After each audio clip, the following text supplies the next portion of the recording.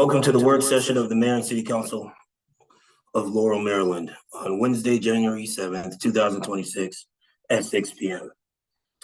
Our first agenda item is ordinance number 2052, an ordinance of the Mayor and City Council of Laurel, Maryland to amend Laurel City Code, Chapter 11, Planning and Development, Article 3, Affordable Housing Program, Section 11-53, for sale affordable housing to update and supplement the for sale housing requirements and providing for an effective date. Our presenters are Councilwoman Kyla Clark, Councilman Cole, and Councilman Adrian Simmons for tonight. And I'm gonna go down, we're gonna go by page. That way, if just follow along, we'll start of course on page 2, and we'll start from each edit, and then we'll just move down through the whole packet. That way we're not jumping around, just going at one person and then flipping back to the beginning again. So we'll start at the top with Councilman Simmons. It's a minor change, but I'll give you the floor. Sure. Thank you, President Smith. And yes, just to conform with most of our other legislation, that the preamble references both the mayor and city council. So providing a little bit more of a syntax typographical change. All right. And everyone seems to be, is everyone fine with that change? All right, we're moving right along. We have Councilwoman Clark. Thank you, President Smith. In regards to my recommendation to add the whereas, as it states, this ordinance supports and aligns with the Housing Expansion and Affordability Act of 2024, HB 538, which became effective January 1st, 2025, to address Maryland's 96,000 unit housing shortage and recognizes cottage clusters as a form of middle housing. My recommendation to add this is after I researched a bit more just to understand the opportunities and also neighboring communities that are also utilizing what the governor has placed. Maryland's 96,000 unit shortage, as I'm sure everyone's aware, that the governor has declared a state priority since September 2025. Prince George's County alone needs 18,000 additional units by 2030, according to the Prince George's County Housing Needs Assessment. HB 538, if you have not heard about it, has concrete benefits. It prohibits jurisdictions from denying manufactured modular housing in single-family homes, establishes density bonuses for qualified affordable projects, streamlines permitting processes, opens access to state funding streams. And if you are not aware, Anne Arundel County actually passed and implemented legislation, Bill 48-25 in May 2025. Montgomery County, which is already compliant as well, received $2.3 million in state housing grants in 2024. A financial impact that Laurel could have if we align ourselves with HB 538 through the DHCD Community Development Block Grant. Just like Montgomery County, they received the $2.3 million. Howard County received $1.8 million. We have a potential of $500,000 to about $1.2 million annually based on our population and housing needs. There's a zero cost and creates no obligation. It just positions us for more opportunities. So to me, it's smart fiscal policy that aligns us with a statewide strategy while maintaining our local control. Thank you, President Smith. All right, and are there any comments on this? All right, Councilman Cole. Thank you, Mr. President. Councilwoman Clark, I hear what you said. There definitely is a shortage there. I have some concerns just on the wording of this. Using the words supports and aligns means that we would be changing the entire intent of ordinance number 2052, so that even if something was different in ordinance 2052, it would say that HB 538 should override this entire ordinance. I don't think that is our intent. I think that we're trying to address affordable housing. It would be my recommendation that we not accept this one and potentially do a completely separate ordinance to address the needs of HB 538. Are there any other comments? Councilman Clark, or you have anything to say, or anyone else? I'll wait until Councilmember Simmons also states his as well, so then I'm sorry. I just didn't know if No, sorry. It's okay. I can wait. Thank you so much. Councilman Simmons. Thank you, President. Yeah, I do like this reference to Governor Moore's efforts. I know he's been trying to spearhead a number of new housing initiatives. Actually, just yesterday he was at Capitol Heights and he introduced 3 new bills for this year's session. Um, the language is also a little bit hesitation for me to. I wonder if there might be a way we can say we are signaling, acknowledgement of the housing shortage and, doing our bit to try to address affordable housing just as being done at the state level. And that might be a way of achieving the spirit of this. The other thing along those lines is perhaps it's something to, I would imagine a lot of times those state monies are available as long as all of our policies conform to the requirements of that money. So it probably means more clauses within our legislation would need to be edited so they matched the state's requirements in order to qualify us for the money. And I don't know if we've done that or what other changes would need to be done in order to qualify. So just some of my thoughts on that front, but I do like the sort of working in harmony with our other legislative bodies. Councilwoman Clark? Or Were anyone there else? any additional comments before I No, reply? I can speak for myself. Okay. I'll let Yeah. Councilman Mills. Thank you, Mr. President. So with the reference that Councilman Simmons was mentioning about the governor in Capitol Heights, that's a place where I grew up at. That proposal is actually a proposed vacant lot. It's used right now for gardening, basically like a farmer's market type of area.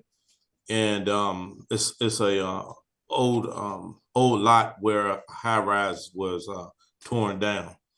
I had asked the mayor 2 years ago around this time about how would we be able to have any development if there's no land.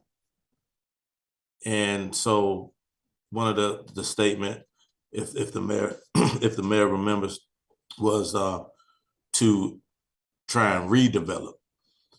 So I mean, like, we only have perhaps right there on Conti and Van Dusen, Conti and Conterra, right there on the corner, right there in Ward 2, is like the only place left. And I don't know, we had a meeting, me and Councilwoman Clark, with the developers that own the property manager that owns that lot. And they weren't talking about, any type of development. So, and that lot is not real big at all. And to be discussing this law right now for nothing new that's going to be happening in the city, or new development that's going to be happening, because right now everything that is new thus far is already or would be grandfathered in because they already have projects proposed already. I just don't see, this time being used wisely. Thank you. My own comments on, I think the intention is well with it. I would see the purpose of it as the city tries to grow and annex, of course, and if we gain more land over time, as Councilman Mills said, right now there's not much more land. So it seems there's more of a consensus to leave this one out from 3 of the council members at a minimum for this legislation. So do I stand correct? Yeah, okay. Well, Councilwoman Clark, would you still like to say something before moving on this? Or No, I appreciate the feedback. I think it's important. I also want us to think a little bit more broadly and big picture for the future. I think we have a habit of rushing to do things when we need to, and then we're not able to really think them through. So that was my goal and intent in drafting this, to add it in so that it opens up more opportunities, not only for the city of Laurel, for the developers, but that we're thinking in advance and we're not always rushing to the punch, right? So I just want to make sure that you all understand the intent. I appreciate Councilmember Simmons always open to adjusting that language, of course, right? But I just want to make sure that you all understand why I originally drafted or recommended that, so that we can better plan for the future and not so we could be more proactive and not always reactive. Sure. So thank you. I appreciate it. So it seems there's a consensus to change the language and not align it specifically with it and the spirits. And I think we can note that and get that done. Councilman Cole, I believe you had your hand up or it went away. Did I just take away your thunder? I hit the wrong button. Okay. All right. Well, moving on to the next section. Looks like we will make a change in the language there, but that it won't fully align, but we'll have the spirit of it. I'm sorry, Councilwoman. Madam Clerk. Thank you, Mr. President. So I just want to make sure I'm understanding. Are we Changing the language? Is there specific language that's being proposed instead, or are you asking that the staff draft something? Well, it seemed that the consensus was that they wanted to, the staff can draft it unless Councilwoman Clark wanted to, but that it goes just in the spirit of it, but not ties us in to lock into that specific bill. Okay, so something like the city of Laurel recognizes that there's a housing shortage. Mayor Sidnor has something to say. You have the floor. Now, I think that we should draft the language right now on the spot. That way, okay, we can move on from the sure. All right.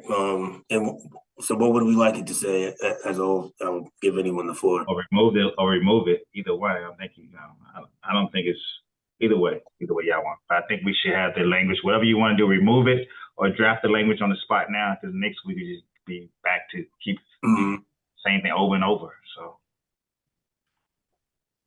President Smith, I believe Councilmember Simmons did have an initial recommendation. I also have one as well, but I want to make sure that his recommendation was incorporated as he stated.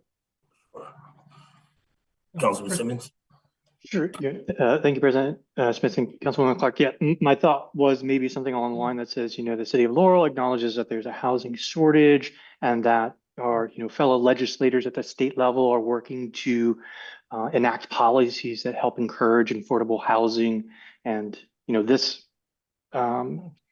ordinance is being drafted in the spirit of that as well. Now, I don't know if that's adequately in keeping with some of your thoughts, so I would defer to you, Councilwoman Clark. You have something to say? Mr. I'm sorry. Go ahead, President Smith. Mr. Todd. Yes, thank you, President Smith. And council members, good evening and Happy New Year to everybody. What I'm suggesting here is that there's been a lot of talk about this being consistent with the housing shortage, but really what we're talking about here is a housing affordability issue. We're not really taking action here to increase the numbers of units so much as we are trying to increase the affordability of units and with a certain number of units of affordable units being required in any given residential development. So I think it would be more consistent with the purpose of the bill to talk about affordability rather than housing shortage. Okay. I do agree with that. I think would it be bad to touch on a little bit of both? But I can go either way. More importantly, I want to make sure this gets wrapped up tonight. But Councilman Mills, I'll give you the floor. Thank you. What about like the project going back to the governor's proposed project that he was addressing? These were like apartment units, with commercial on the bottom, almost like the Brickyard. even if we had something like that, I mean, because you have more than just, 80 or 100 townhomes, and you're just making a percentage of the townhomes affordable, where you're probably only maybe helping if 10 or 20 families. But with apartment units, you can have a vast amount. But what space do we have again? We can either. Oh, sorry, Mayor Sidner. Yeah, I think our attorney explained it perfectly. We don't. It should be delete this language from the ordinance. He said it perfectly. I don't think I can say any better. We're talking about affordable housing, we're not talking about the shortage. That's total two different things. We're talking about helping people afford a house, buy a house in the city. We're aware of the state has a housing shortage. We know they got a housing shortage throughout the United States. So I think, he said it perfectly. I think we should listen to our attorney and remove the language and continue the next phase of this ordinance. Councilman Cole and then Councilman Clark. Thank you, Mr. President. I would agree with just removing it, looking at this legislation. The immediate whereas just prior to that explains what we're trying to do in this entire piece of legislation, where we're supplementing the existing provisions that we already passed in 2023. I don't think we need to have the whereas about the shortage. Okay. Councilman Clark. Thank you, President Smith. I want to make sure that I understand. Mr. Taub, were you saying to remove it completely, or were you saying to refocus the content and language on affordable housing and not so much on the housing shortage? Well, I think what the Councilwoman Clark, I think the issue here is affordability. And I think that Councilman Cole stated it correctly, that the previous whereas the legislation really does state exactly what you're trying to do here.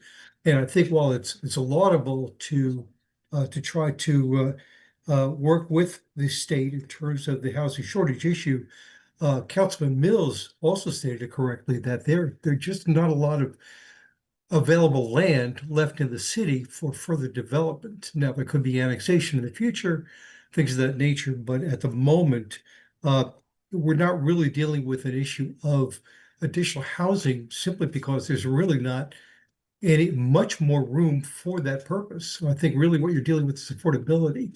So consistent with that, I do think it would be probably cleaner and better just to eliminate this particular whereas, since I believe the previous whereas more succinctly describes the purpose of the bill. Okay. Thank you so much, Mr. Taub. President Smith, I just need clarification.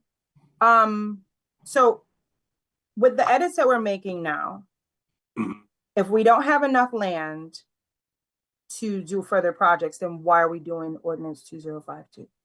Because the city, well, in my opinion, the city can grow. You can annex in more land over time. Anything can happen over time. It is a provision for the future. It's not just for right now.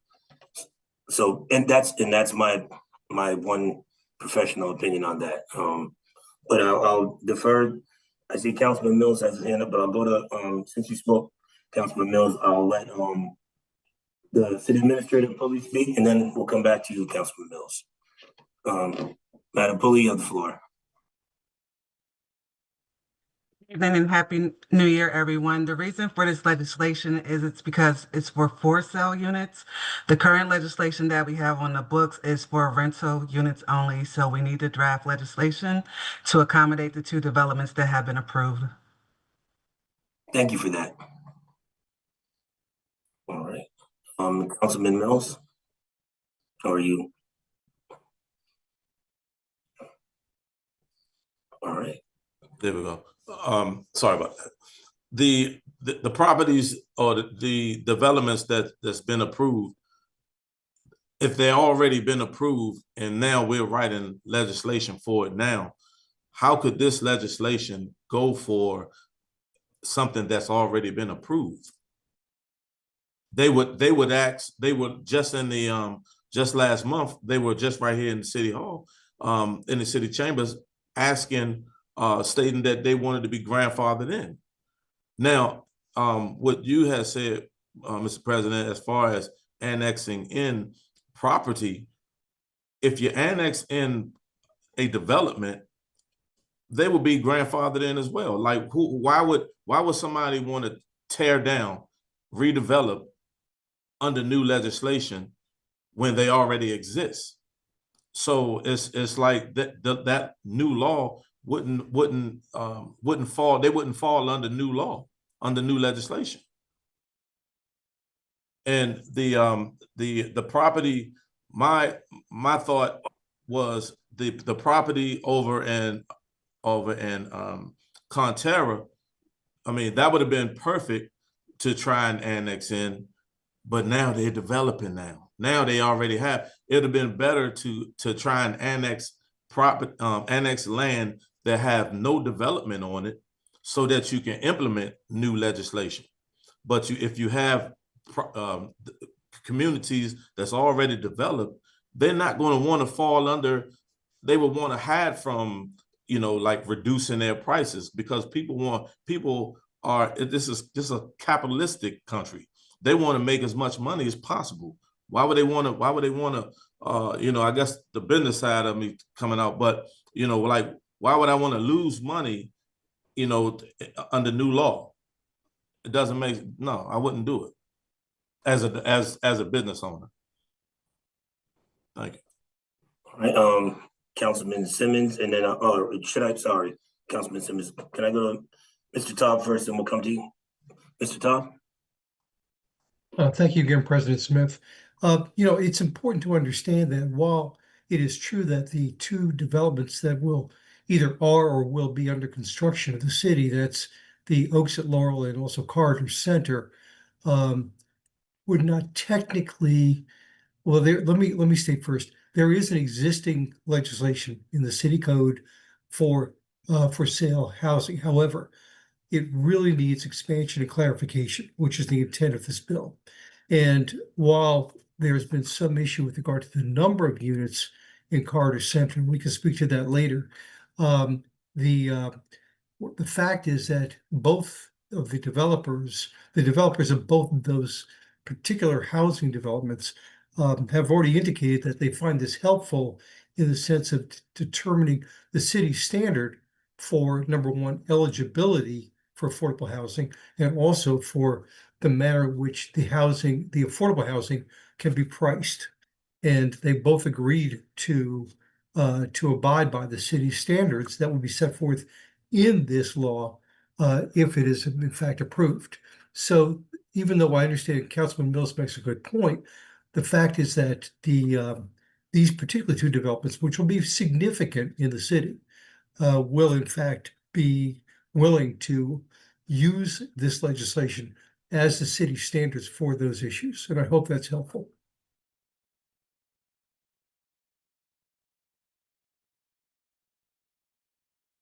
Mr. President, you were on mute. I'm assuming perhaps you were recognizing myself. Councilman Simmons, sorry. Okay.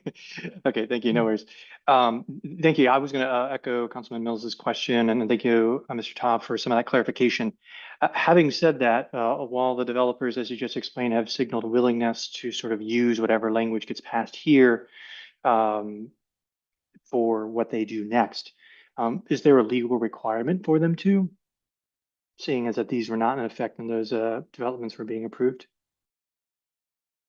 Councilman Simmons, if that's directed to me, I would suggest this, that in a sense, really the problem is this: we have an existing law, the existing code section regarding this.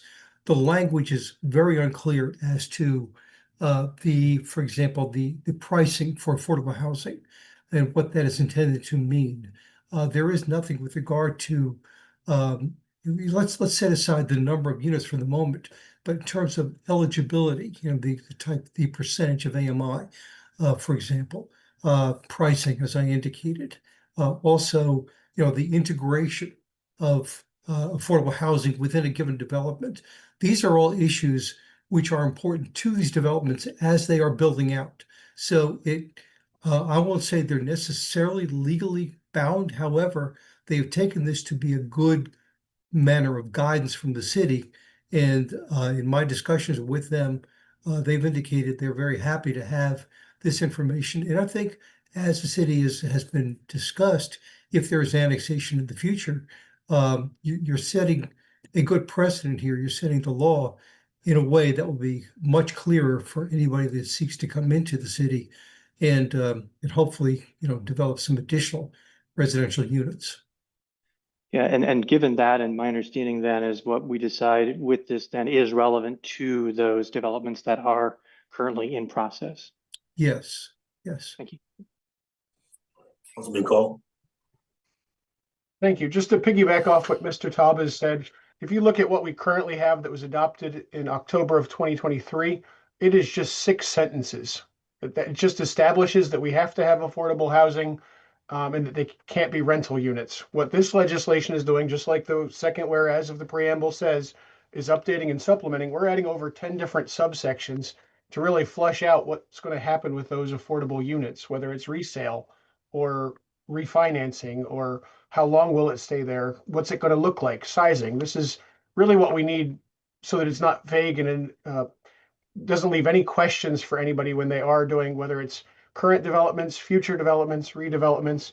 This is really just to clean it up and give it more detail, not establishing it or saying that we're annexing. This is giving us more direction in the future. Councilwoman Clark, and then Councilman Mills. Thank you, President Smith, and thank you for the input that was received and the answering the questions, Mr. Taub. It's very helpful. I don't want to drag this along. I'm comfortable with removing the language that makes it easier for everyone. However, I want to ensure that we are on the same page as far as changes that we're making or ordinances that we're creating. If we're creating them for future projects and we're not sure if we have land or not, I recommend that we either include all the recommendations and look at a big picture if we're going to create legislation for it, or take a step back together. So, and I just had a clarification question. I'm not sure who can answer this. I just want to make sure that I understand. So the current developers have agreed to follow Ordinance 2025 and will not be grandfathered in to not utilize this legislation, correct? If I could address that, Councilman Clark, right now, they are of the mind, right now, we've talked about this, that the fact is that the Corridor Center did not have the 8%, the number of units. We know that. They're providing 20 affordable units, which is significant. And I don't think anybody wants to necessarily go back and reopen all of that. It turns out the Oaks at Laurel do provide, or will be providing 8%. So those numbers are there. But the real significance, I think, is that once we get past the numbers issue, as Councilman Cole indicated, this is going to provide guidance for them as to how they have to deal with this. And the fact is, as they build this out, there are provisions in this bill now that will apply. For example, the covenants that we talked about, the integration of affordable units throughout a given development, the manner in which they must look, that they cannot look separate and apart so one can determine this is actually an affordable unit, that there are things in this ordinance that both developers, since neither of them have built out yet, are coming forward. And they will move forward. So that's really where we are right now. And I think it will benefit the city in that respect. It's really going to flesh out a lot of what affordable housing should be in many ways that is not present currently in the law. Thank you. I appreciate it. I'm sorry. I just wanted to reconfirm. So they will be grandfathered in, or they won't be? Not, right now I would say this. They will be grandfathered in. Yes, I would say that if you want an actual, because they will be subject to the law. We are trying to address, I guess we'll discuss this later, the issue of Corridor Center. But I think in terms of all the other provisions, as they built this out, yes, I think this will be provided. Thank you, Mr. Taub. Sure. Well, it seems that the request of Councilwoman Clark, she would like to remove the language and move on. So we can do that. And we'll move on to page 3, and we'll start. Okay, can you unplug it? We have edits from Councilwoman Clark again under section A, and I'll give her the floor. Thanks. Thank you, President Smith. So originally, my recommendation was to incorporate some language that, again, would allow us to align better with the state grants. However, it seems as though it may not be needed for Ordinance 2052 because it doesn't seem to be truly focused on affordable housing and affordability. It seems to kind of just give light, basic recommendations for the developer, which the two that we currently have, if they're going to be grandfathered in, it doesn't really require them to do most of this. So if anyone would like further explanation in regards to my recommendations for B and C, I'm happy to provide them, but it kind of seems from what everybody's saying that this is not really necessary. Okay. So At you'd this like to point. remove that? All right.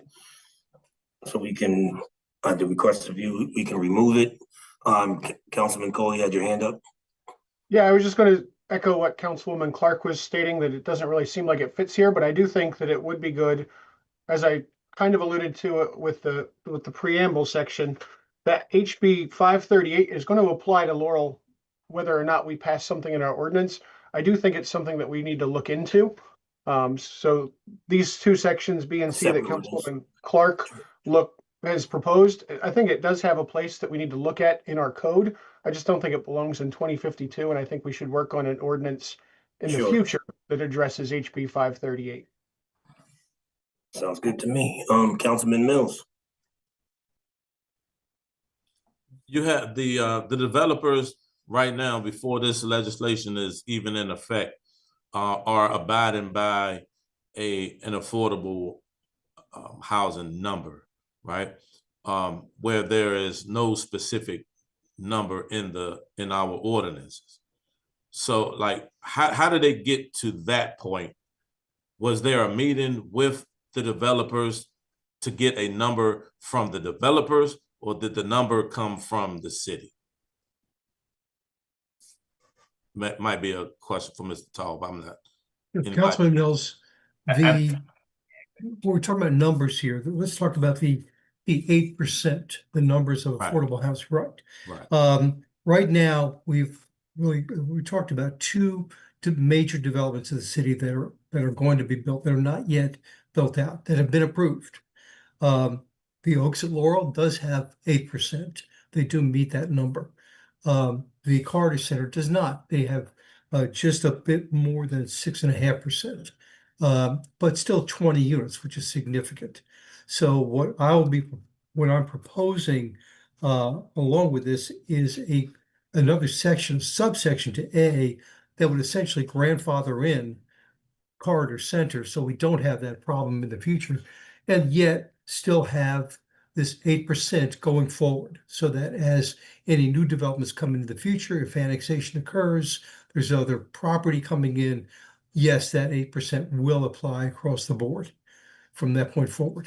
So do we need to add that 8% in tonight, though? It's actually in this section. I do believe, looking to see. Let me see. Because we haven't been talking about a number. Here we are in subsection A. It does say that when you have a minimum of 20 single-family detached townhouse and/or condominium dwelling units that may be in a multifamily building in residential portions of mixed-use developments, that there must be 8% of the total number of dwelling units to have affordable units. Right. So that number, if we agree with that number, then that number needs to be added into the legislation that we're talking about tonight. That is in the legislation now. It's in this, right? Yes, sir. Okay. Thank you. Sure. Councilman Mills. Moving on to section B, we have Councilman Simmons on page 3. Thank you, Mr. President. And I know we've got two different versions with some different letters. Yeah, so B, there it is. So I know we've explored a couple different solutions around what levels of income would be eligible to purchase the units at the affordable price. In our last version, I think we looked at a range between 50% to 70%. During our break, I wanted for myself to sort of go back and try to define what exactly that range is. And I think the clerk was able to circulate to members of council just a sort of spreadsheet table I drew up, sort of illustrating what income levels that actually converts to. The main edit that I'm proposing here is to not create a floor of 50% or 50%. The reason being that somebody who's less than 50% perhaps maybe looking to acquire a smaller unit. So for instance, like a condo, and I know some of the developments, they do have condos. And so the starting price for a condo is much less than the starting price for a house, obviously. And so somebody may find themselves in an income level that actually enables them to afford a condo. I know originally we had a hesitation. We didn't want to have anybody find themselves overburdened with debt, which I think is legitimate. But I didn't also want to exclude anybody who really could afford, for instance, a condo unit, even if they were at the 40%. And then based on the table there, I think 40% for a family of two is around 52,000, which under the pricing clause would allow them to afford something at 224,000, which a condo conceivably could fall under. So that was my proposal to remove the floor there. Councilman Cole and then Councilman Mills in regards to this edit. Councilman Smith, I believe Mr. Mills had his hand up first. I'm sorry, Councilman Mills. Thank you. We're using the phrase condo. My father was a real estate broker, and I learned many moons ago that a condo can be an apartment and it can be a townhome. So which are we talking about when we use the phrase condo? Yeah, and in that sense, I'm referring to something less than a full house. As you're absolutely, a condo is really a form of ownership. It's not a structure per se. It could be a townhome, it could be an apartment, similarly. And that's where it's like sometimes I think some of the numbers I even see from current developments, the condo units might have been priced around 100 or 115 or 120,000. So I think it's very reasonable that even in one of the current developments, there's something priced at that level, which we might otherwise exclude somebody from purchasing, even though their income does allow them to support a purchase price at that level. Right. And so the reason why I asked that question is because, like you said, a condo apartment perhaps could cost 100 to 200,000. But a townhome, like, I mean, in the West Side development, we're talking 500,000, nothing close to 100, 200,000, and so, which are we going to specifically talk about? Because we're not building any apartment units. So I think there should be a clarification on specifically what condo we're talking about. Yeah, and this clause particularly just goes to the income range. It doesn't address the unit type. But again, my goal here is simply not to set a floor so that nobody finds themselves excluded from a unit they actually can't afford. I don't think they're going to be selling when the new section of the West Side, the West Side shop side, where the stores are. When we were here at my community came here to have a meeting with the developers, and before there was just trees there, and they had literally told us that our sister community was the community that's beside the Royal Farms. And then they came back and said, now we want to develop this area here, which is in between the two. And they said that they're going to have a certain amount of townhomes. And we came here to fight against the fact that like we told them, if they were going to develop that, it needed to be in the same price range or above. But to build anything that was going to be less would add insult to our community and in our investment. So they built above the price range of the two communities. So, you know, and I mean, these are townhomes. And again, I wish that we need to clarify to have townhome development instead of using the term condo, because condo only means that you're purchasing. Yeah, I believe subparagraph A or subsection A does list the various unit types, and it says single-family detached, townhouse, and/or condominium dwelling units, and also mixed-family buildings, which include residential portions. So it says all of those types of developments are included under this legislation. And to your point as well, I think if I'm recollecting correctly, corridor itself is going to be a mix of condos and detached homes and townhomes. So it's going to have a whole mix of things. One of those is the condos. And if I'm recollecting the numbers correctly, some of those condos were priced as low as 120,000-ish. So it's conceivable that somebody would be able to accomplish that.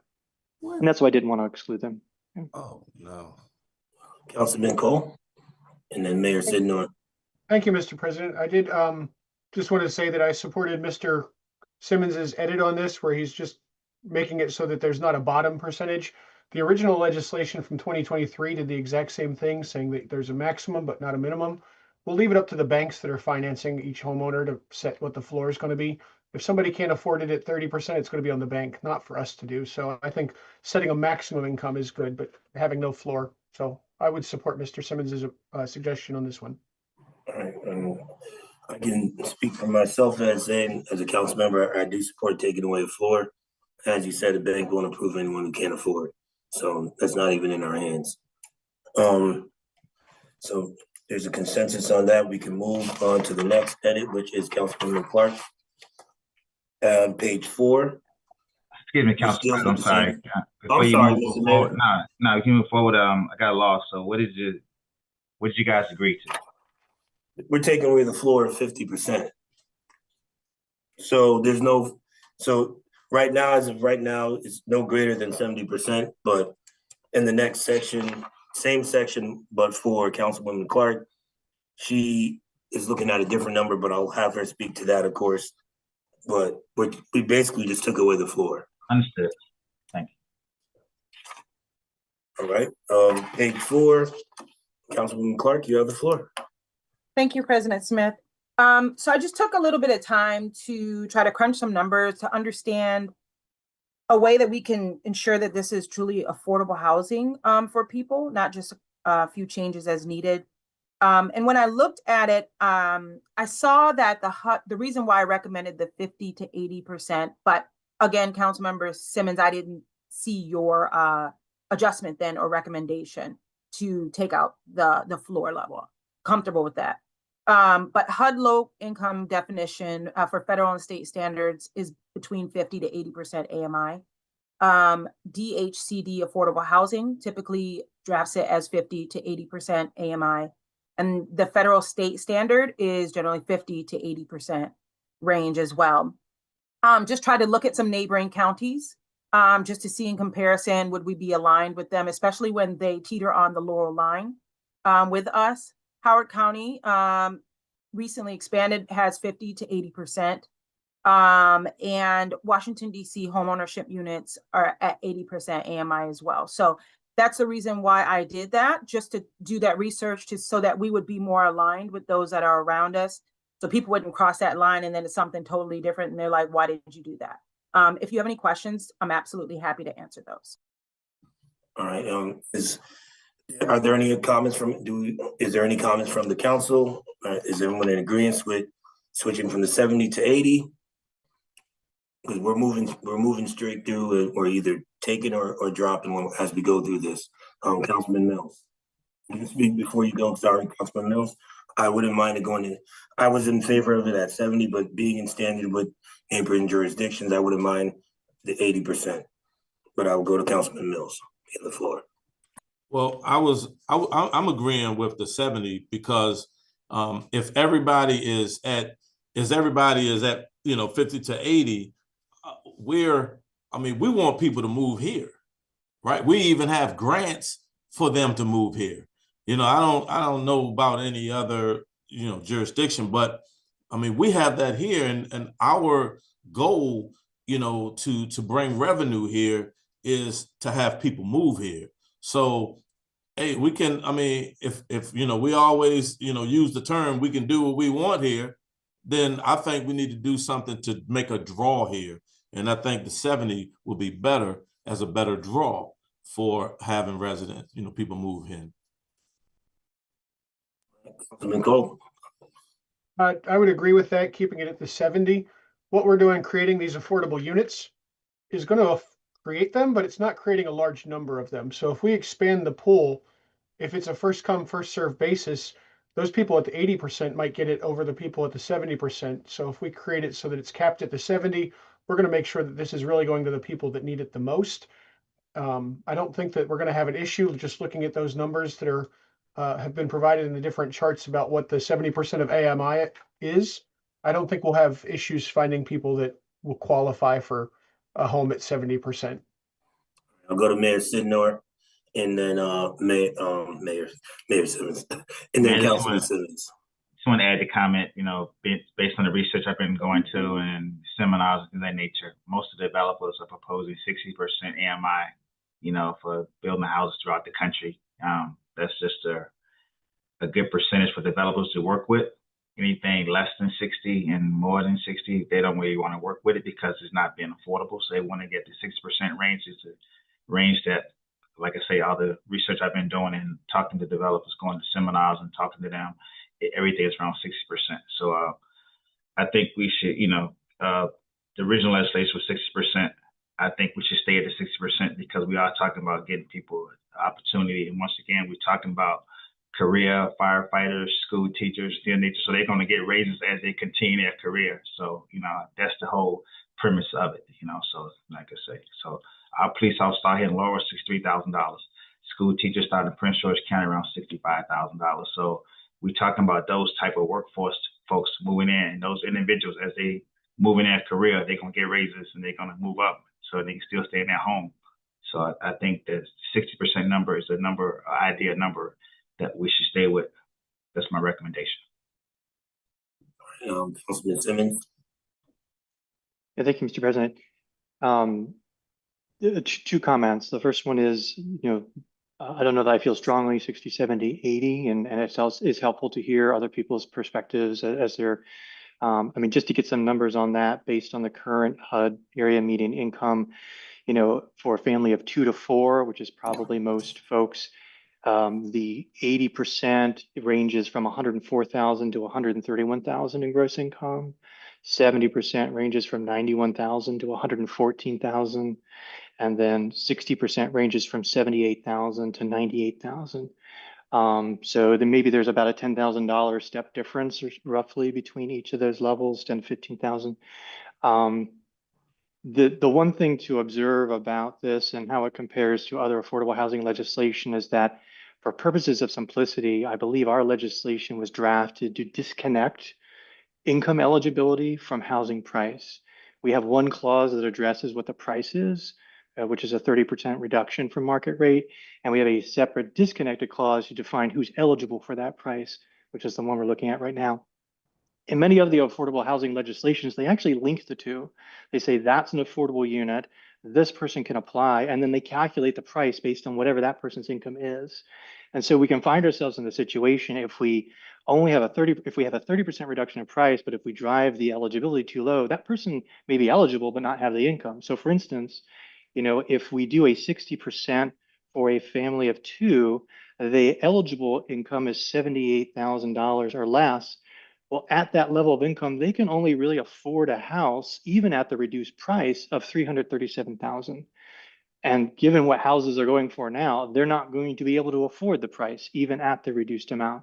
So I say that to observe that the lower we drive the eligible person, the less likely they're actually going to be able to afford this house. And so it may need to be a little higher, or we may need to create linkages as there are in other pieces of legislation, which may be beyond the scope of what we want to do now, but just to make that observation. I think that's a great observation. Council, great. I will tell you guys. And Council, I'll go to. I'm sorry. When I looked up, I seen two hands now, and so I'm not. So we can go to Councilman Mills, and then Councilwoman Clark, and then Mayor Sidnor. Then I'll speak.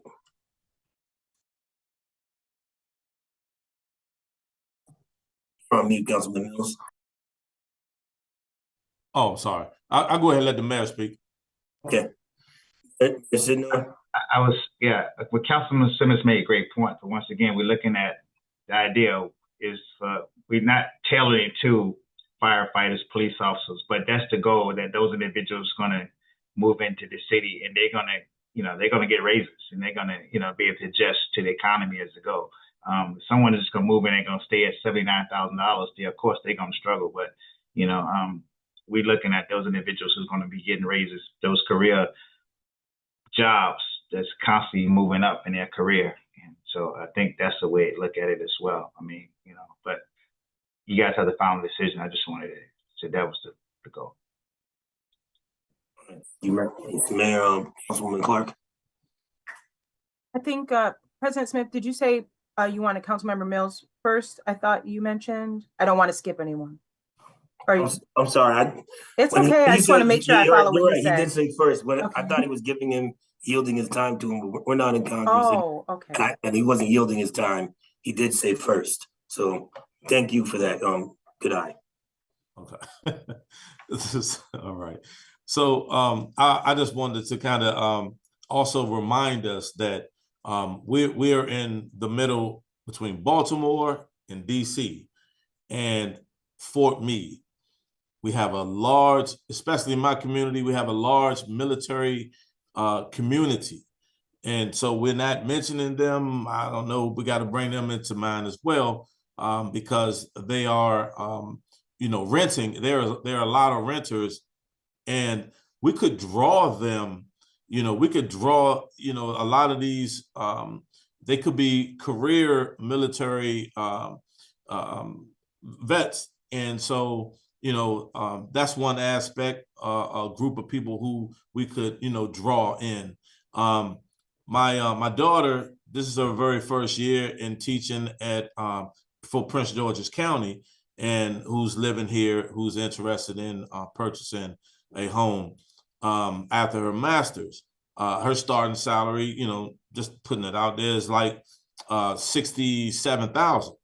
And that's the first, so just giving you a number to recognize and to go off of. Thank you, Mr. President. Councilman Mills, Councilwoman Clark. Thank you, President Smith. I also heard what Councilmember Simmons says, and that absolutely makes sense and kind of aligns with some of the research I did as well, Councilmember Simmons. I come from a family of teachers, and so I also think of teachers, I think of many professionals. I also want to support people who have families, two parents in a household, and I find that they can't afford the education because they make too much, or and they're still struggling, and people don't understand that. So I think of those individuals. When I looked up, like a single teacher, they would qualify. However, if you have two teachers in a home, and with what we're writing, they may not qualify, right? But they could still be struggling. And so I'm thinking of the police officer that might be married to a teacher, or a retail worker. They may not qualify with what we currently have. So just trying to think outside the box to ensure that we're inclusive as possible. And that was why my recommendation was there. I just want to make sure that we're thinking of all aspects. Thank you. All right. Well, is there a consensus to move it to 80, or as of right now it's 70%? So I'd like to move forward with this. I know Councilwoman Clark said that, I said that, but that's only two council members. It's not a vote. But if there's no consensus, it's going to stay at 70%. Mr. President. Councilman Mills. So we were saying, so we have 80, then we have some say 70. The mayor said 60. If we're close to the 70, and perhaps what the mayor is saying with the 60, I mean, do it have to be an even number? Can it be a 65? Can it, Well, I Simmons, think, Simmons between smile. 60 and 80, 70 is the middle number. So I There, mean, there you go. we'll go there. I just want to make sure every voice is heard and no one feels rushed in a decision with that as I try to get through this whole ordinance. So, Councilman Simmons. Yes, it has been helpful to hear others' observations and, looking at the 80%, and again, currently for a family of two, that's around 105,000. For a family of four, 131,000. There's sort of a balance here. We want to be sure people can afford. But as Councilmember Cole, we don't want to exclude people. Based on sort of where housing prices are, I almost feel like we need to make the income a little higher to the 80% in order for them to achieve. Otherwise, the eligible people Okay. won't be able to get, and won't actually be able to get a house. They'd only ever be able to qualify for a townhome or a condo. And if we want to leave open the door for somebody getting into a house, I think moving it to 80 may make sense just because of the cost of living in this area. All right, Councilman Cole. I was just going to comment on Mr. Mills's suggestion there. I had originally, I believe, proposed 75,000 at one of the or 75% at one of the work sessions, and it was explained to me that it does need to be an increment of 10 because it's easier for math to do 10% at a time, not a 5%. I hear what everybody's saying, trying to make sure that they can afford it at the 80 or the. I think 70 is where we need to be, just to open it up to the most people while still making sure they can afford it. The goal of this is to get them into a home. They're still going to be able to realize equity out of the house. Later in tonight's meeting, you'll see some of that, what they might be able to get. So while they might be going into a first starter home as a townhome or a condominium, they might be able to sell their home, keep it affordable, and use that equity to buy their first home. So I think keeping it at 70 is where we should be. Thank you for that, Councilman Cole. Well, being that Councilwoman Clark and Simmons and I are looking at the 80, it looks like the 80 stands, and we'll change from the 70 to the 80. And we'll move forward to the next section, which is your section, Councilman Cole, and you have the edit on page 4, section C. Sure. Section C's edit, very simple. Wanted to make sure that we're keeping this as few words as possible while still making sure that it's easy to understand. For this one, the way it was originally drafted said it at exactly 30%. It could never be less than that.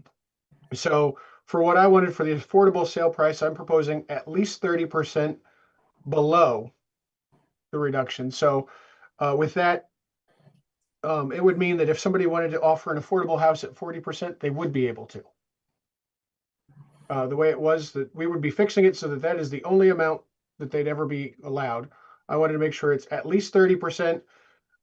So then in the example, I've also added language saying no more than 350,000 as the example, and it may be lower, so that if somebody does want to offer, in the instance that maybe a nonprofit like a church wants to develop some kind of an affordable for sale housing, they could offer a more affordable unit. All right. Any comments from the council or in agreement with this to keep or add? Mr. Todd.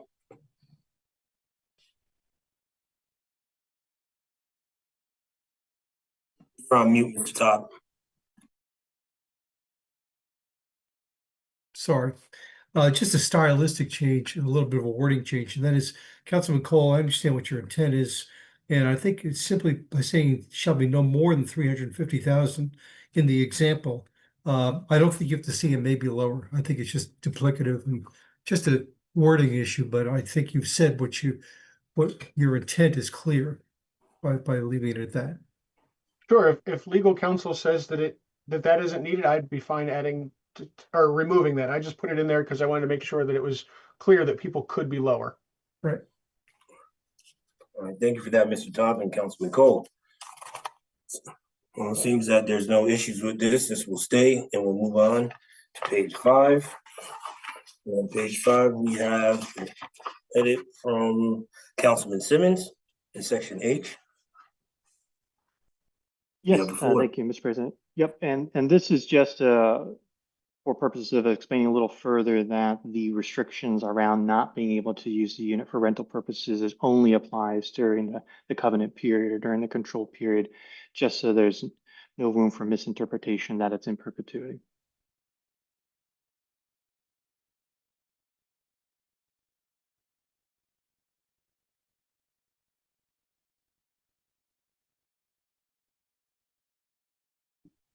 And for that, Councilman Mills, I can hear you next door. Does anyone have any problems or comments with keeping this or? No? All right. Seeing, hearing none, we'll keep this and move on to page 6. Again, we have Councilman Simmons. Or is this, well, that is the same section, isn't it? Sorry. Yeah, page 8. Oh, that's the bottom, sorry. Next, we have Councilman Clark on page 6.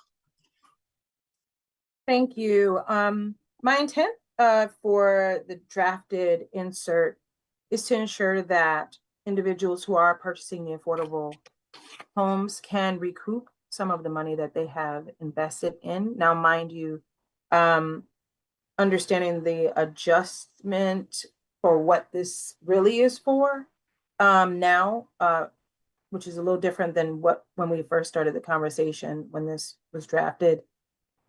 I just want to ensure that maybe Mr. Taub, is this something that you anticipate should be in this or should it be separate?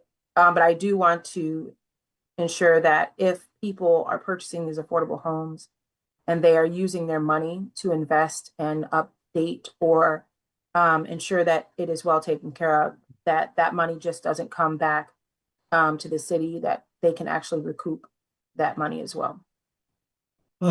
Councilman Clark, I don't have a problem with that conceptually here. The only thing I would suggest is that we should have capital improvements defined.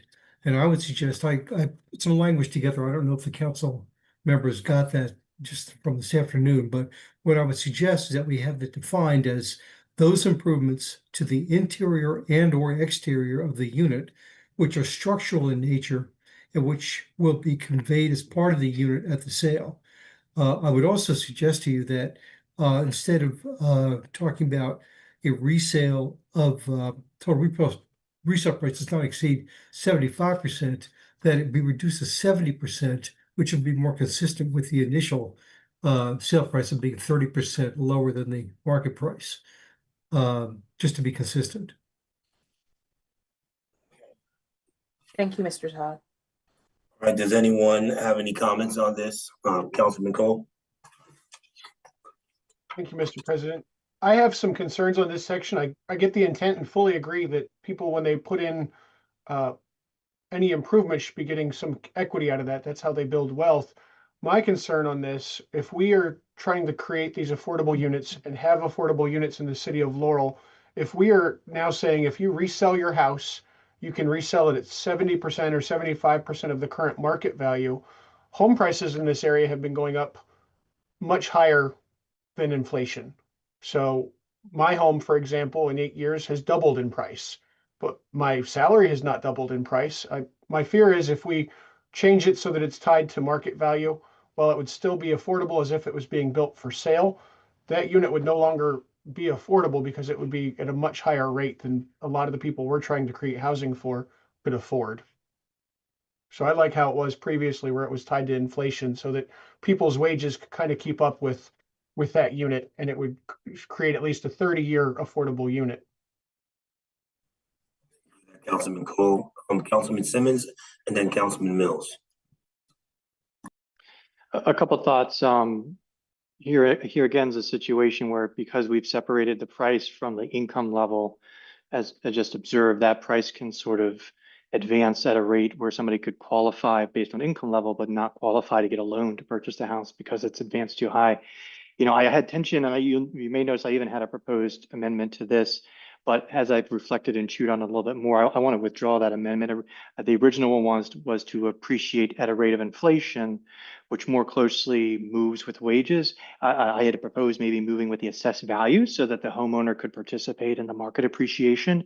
But again, because of our pricing is disconnected from income, it can lead to the value of the house going up faster than wages are going up, and then people can't afford that price. So I do fully, appreciate and support the intent here and the thinking here.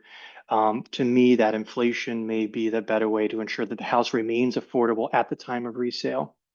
And I'm even going to withdraw my proposed amendment there as well for the same reason. Councilman Mills and Mayor Sidnor. Yeah, thank you, Mr. President. I would suggest that you take out the adding to the house because you know, just adding to the house, you know, all additions don't add equity to a home. And you know, you don't even, I mean, you could just buy a home and throughout the years, it's just gonna it's gonna develop equity in a house anyway. So that the part as far as adding, I think you should take out additions, you know, additions to the home. You don't have to add to a house for equity to rise. Yeah, Councilman Mills, Mayor Sidnor.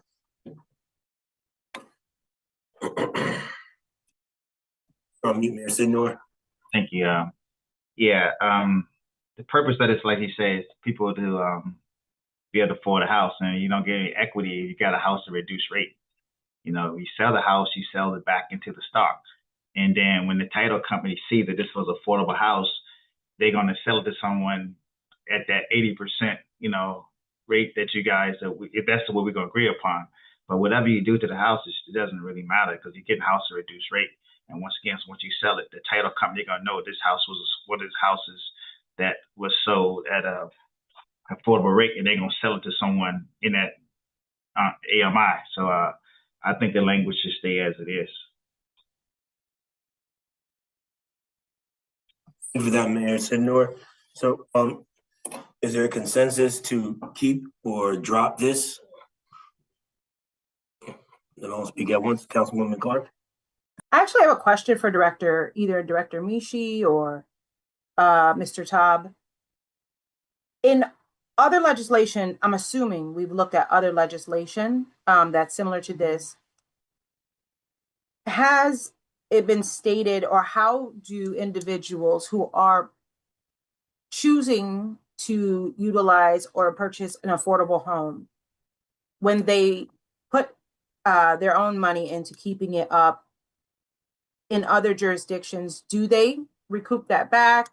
How is it done? I'm assuming we did research or we did some type of survey or study or something. If someone can provide me with insight.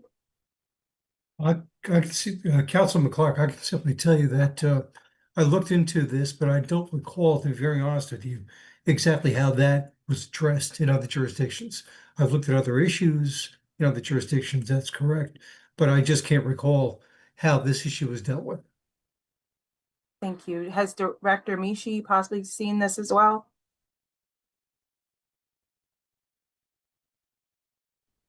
Councilwoman, the legislation was drafted before I arrived at the city, and so I didn't have a great deal of input or do a great deal of research about how other jurisdictions operated. I apologize. Oh, it's no problem. I just wondered. Thank you. I appreciate it. I'm happy to hold off on it. I do have a concern about people who already can't afford a full home at regular price, then taking money to put into a home that they're living in, and then when they leave, they're just leaving that money there. However, I'm happy to discuss it further, or for us to look into this a little bit more, so that we have a concrete way of moving forward. Thank you. Mills. Yeah, but Councilwoman Clark, it seems like they're like leasing, you know, like how you lease a car. You know, you put your money to lease the vehicle, but in the end, you don't get anything. You just give the car back.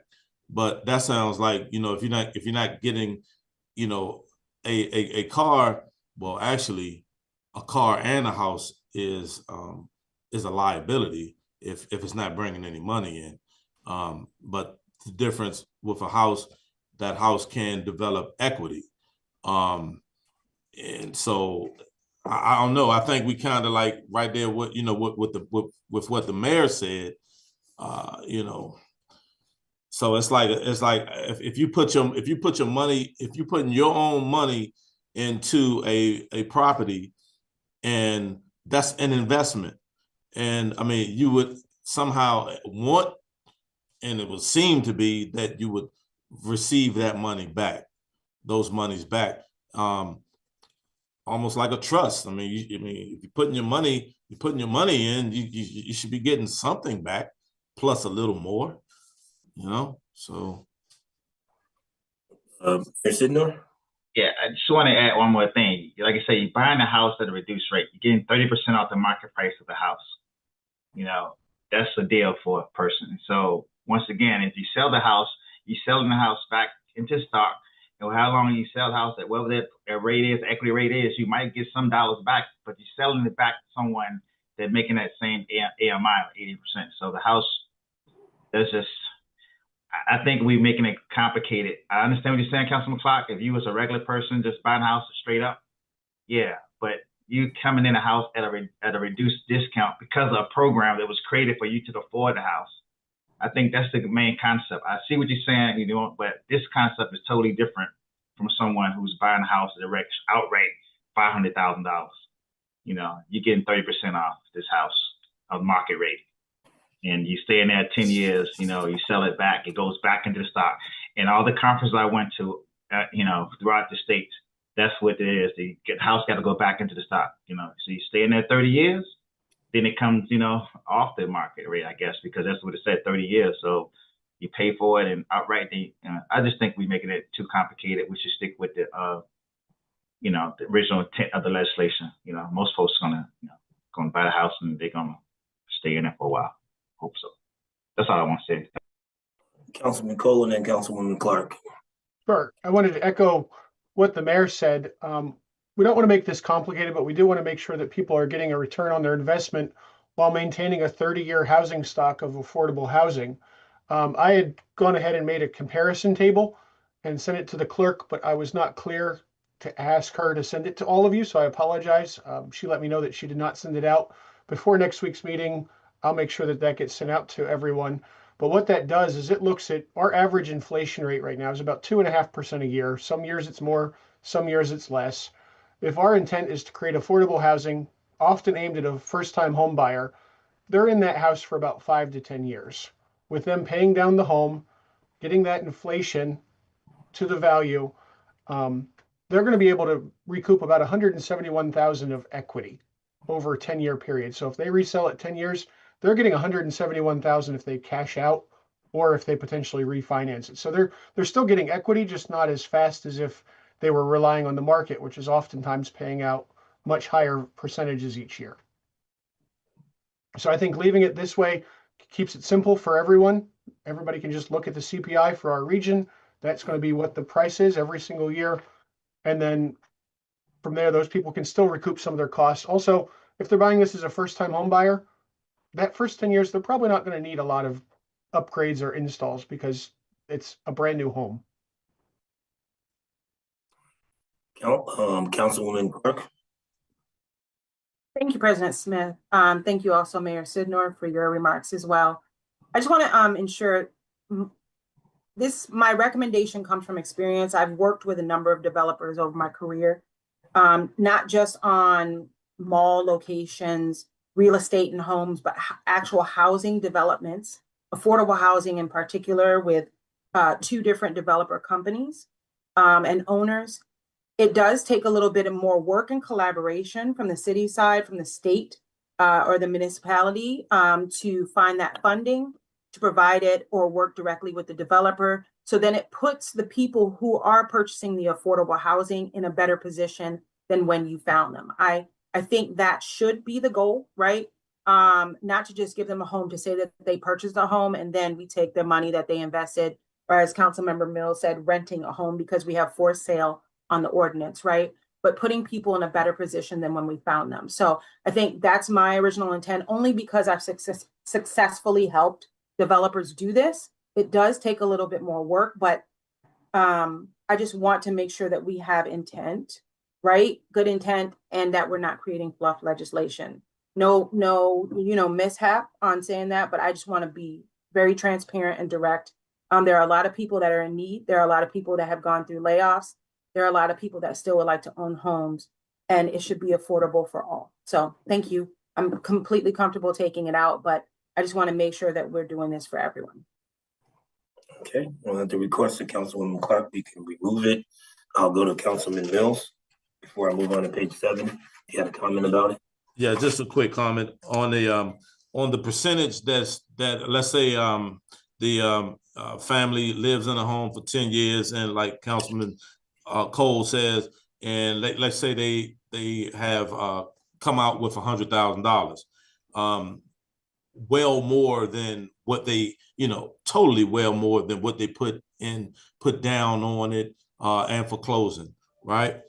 Now, if they went in with a percentage, should a percentage that same percentage amount come from that profit, that equity profit, right? And also, if they wanted to keep that profit, then they could use that total amount to put down as a down payment to purchase a home within the city.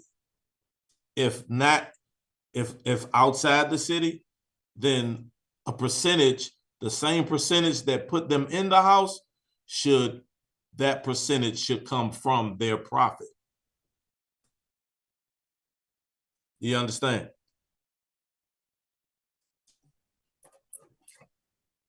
Thank you for that. Anyone else have something to say about this section? All right, thank you, Councilman Mills. And we'll move on to the last page. Well, not the last page, second to last page, page 7. We have an edit from Councilman Cole, and then another from Simmons. We'll start with Cole, of course, section K. This one, minor change, just to go back to the section I that we just discussed. If you're allowed to resell it for one price, you should also be allowed to refinance it at that same price. The previous draft that was circulated on December 16th said that you wouldn't be able to refinance for more than what you originally purchased the home for, which would then mean that you couldn't take advantage of any of that equity that you got from the inflation each year. So this just puts it so that you can either sell the home or refinance it for that same value. Because if we want people to stay here, somebody wants to stay 30 years, we shouldn't be incentivizing them to make more money to sell the house because they would make less money refinancing it. So if you tie the two values together, you're making sure that that person has the option to stay here while still taking advantage of that equity that they've earned. So very, very minor edit, just making sure that same way that I can refinance my house at what it would resell for, this makes it the same. Any is there a consensus from the council or comment on this to keep or add? Mayor Sidnor? Yeah, it's I understand what you're saying, Councilman Cole. I just wanted to break it down and plainly. So you saying if you bought the house at 5% interest and we refinance it, you want to refinance that 5% interest as well? The 5% interest, I think, is up to the bank. I'm saying more what the value of the house is when the bank is looking at what that house could sell for or what its total value is. That's what I'm saying that this is taken care of. The bank would decide what that rate is because they might have to borrow at 8 or 9% depending on where we are in 10 years. Or they might be able to refinance at 3% because that's what the market rates are for interest. I understood. Thank you. So as there's no going against this change, and I guess it will stay. Hearing none, we'll move on to Councilman Simmons' suggestion on page 7. Yes, thank you, Mr. President. And my was essentially very similar in comment to Councilmember Cole's, so I'm withdrawing it. He said it in fewer words, which I prefer. Thank you. You guys are easy. All right, moving on to page 8, and we have Councilman Simmons again. Thank you, Mr. President. Yeah, this last one actually ties to a conversation we had a little bit earlier in terms of in the process of, I think, looking at the amendment, we realized that the original legislation passed in 2023 sort of misstated the pricing clause. And so I don't actually know what the correct or most appropriate way to sort of address that for the developments that have been in the process of being approved over these last 2 years. Since submitting this, perhaps it's better to sort of move this to a preamble to just sort of state our original legislative intent in the preamble and let the amended language of subparagraph B, I believe it is, address it. But mostly the goal here is to ensure that for developers and for the city, we've adequately addressed the historical question of what's been improved from 2023 to today. And perhaps that's a question for Mr. Taub to address further. Thank you, Councilman Simmons. Yeah, I think we could do that. I'm only aware of one question that's come up with regard to that, and that frankly has to do with the Oaks at Laurel, which is currently going to be, it's been approved and it's going to be under construction shortly, as I understand it. And that was only a matter of trying to understand the interpretation of that pricing language. And I think with this language now being clear, the developers already indicated to me that they're comfortable with that 30% reduction, that in terms of an interpretation of what was. I have no problem putting it as a part of the preamble, just to be clear. I think that would make sense if you wish.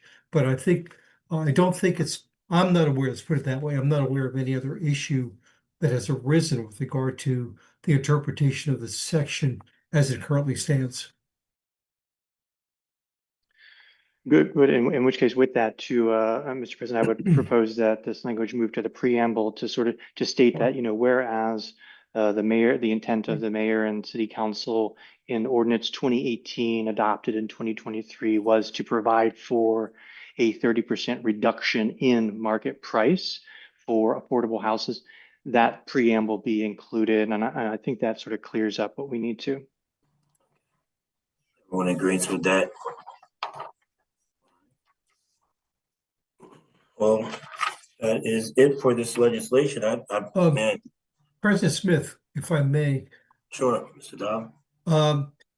We've been talking on and off about Corridor Center and the issue we have with that. There is currently, as you all know, in the current statute as it currently stands, it does require a minimum of 8% of affordable homes.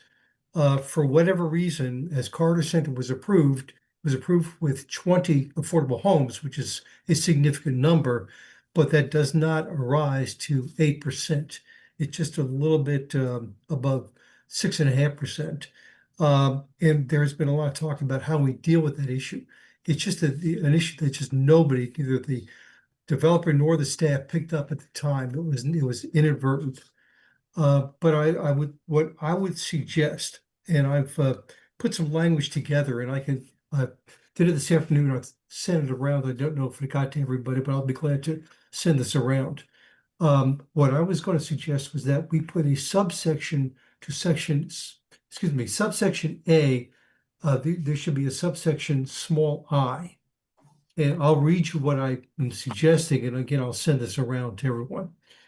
The sole exception, now subsection A is one, by the way, that does establish 8%, among other things. And I'm saying here, the sole exception to subsection A above shall be any residential development in the city that includes more than 250 dwelling units as described above, for which a final site and landscape plan was approved by the city's planning commission prior to January 1, 2026, for which a minimum of 6.5% shall be developed, built, and sold as affordable housing as set forth within this section. So what I'm trying to do is sort of just validate what the city has done so we don't have any issues going forward. I think it would benefit the city, benefit Corridor Center, and we could just move forward as the city intended. So again, I'll be glad to send that around to everyone after this meeting. And if anyone has any questions or concerns, please let me know.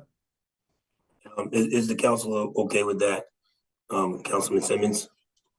Yes, I know. Thank you, Mr. Taub, for introducing that language. I would like to have a little time just to read through it as stated and look at it before making a final decision from my end. Sure. And feel free to call me if you have any questions or want to discuss it. Councilwoman Clark? Hi, thank you. I just have two questions. The first question is, I believe Mr. Taub mentioned And again, I printed this version prior to receiving the update around 2 o'clock today. My version, section J, page 6. I think he mentioned something about 70%, changing it to 70%. Is that what we're planning on doing, or keeping it at 75%? Just so I understand. Councilman Clark, that had to do with the pricing. This has to do with the number of units. It's a different issue. Okay, thank you. Sure. And my second question is, I just want to make sure I understand the intent of ordinance number 2052. Is this being created to be able to grandfather the 2 developments in, or are we writing this to grandfather the 2 developments in, making rules for them? But so it's anyone in future, if we do get land, then they have something to follow? Councilman Clark, this is, I don't want to focus, I don't think it's correct to focus on grandfathering. I think that sort of gets us off of where we're supposed to be here. The intent of this legislation is to provide a much more comprehensive manner of dealing with affordable housing in the city than is currently in the code. And this will apply, both developments, whether it's legally applicable to them or not. I would suggest to you, I think it may well be, but they have both indicated to me that they have no problem with going forward with the requirements in the proposed legislation that's before you. So I think it gives them a manner, it gives them sort of a roadmap, if you will, as to how this is to happen within the city of Laurel. And that's why I'm suggesting that to clean up the issue of Corridor Center, we just add this language in there, then we can all move forward with the type of housing it will be. As I said, the integration of the housing within the development, the style of housing that it is, the pricing, all of these various things. And as you move forward, I just want to make one more comment. As the city moves forward with this legislation, keep in mind, and this happens in other jurisdictions as well, you'll see how this works out. There may well be issues that experience will tell you as you move forward need to be adjusted. This is very prospective, so you will see how it works out. And if it turns out that the council, whenever it turns out to be, whoever the council is, determines that there should be some changes made, you can always amend the legislation. But I think this is a good start, and it's certainly far better than what the city has currently, which is both confusing and just very basic. This provides much more detail as to how the housing is to be provided, how it's to be developed and built, what the affordability issue. It deals with all of these things that are not currently dealt with. Thank you, Mr. Taub. I appreciate that. I do think it's beneficial to ensure that we have input from the developers, right? However, when we start personalizing, then I'm asking the question of, is this being made for those that may be grandfathered in? So I just want to make sure that it's clear on the intent of why I asked the question. But I don't in any way want to make it difficult for the developers, but I want to make sure that this also stands or is helpful for those in the future, and that we're not just personalizing it for them right now. That's all. Okay. Thank you. Thank you. I can say for one, that's my intent. But so we'll be looking for that amendment for you to add that in. We should have that before our next meeting. This gets us through. Madam Clerk, I see we have on schedule a special work session on Monday at 5 p.m. Being that we got through this, should we use that time to go through the amendment that Mr. Taub is giving to us? I'll say we'll have that time for that. There we go. I definitely would go ahead and keep it, Mr. President. Okay. Just to make sure that we don't end up, back where we were last Another work month. session joining. Yeah. And that we have a good final copy for the first public hearing. If you want, if you guys don't think we need a whole hour, maybe we could make it 5:30 instead of 5. Yeah, I don't think we're gonna need an hour. But Mr. Mayor. Can I make a suggestion, Mr. President? Can you, Madam Clerk, read the changes that you guys agree upon That way that we all clear. Then when she make the final draft to you guys, that it all be the session that we agree to work from Monday. You said you wanted to read it now? Yeah, I think so. It's that way because we know if you all agreed to the changes you all said, the changes you didn't want in there, I think that we recap that. That way, become when she give you the draft over Monday, wouldn't be no, but it'd be what you all agreed to. I mean, it's a suggestion to you guys. You know, I think. No, I mean, I don't want to be more conversation on it. I believe Monday we can go through that. We have the 5 o'clock when we add that amendment in. When we have that complete final, we can go through the one right there and then move right into our council meeting. And then we can have our first public hearing. Can I add this then? Since we all know what we agreed to, integrity, the tape is then come to where Ms. Green applied, sent to you all. There shouldn't be no adjustments to it. The only thing should be adjusting is the language that Mr. Taub is presenting. We're presenting. Yes. Okay. Sure. All right. Okay. All right. Rest of my case. Thank you. All right.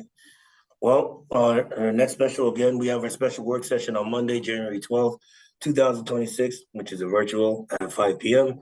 And of course, our regular meeting Monday, January 12th, 2026, which is also virtual at 6 p.m. And there being no further business before this council, this work session is adjourned.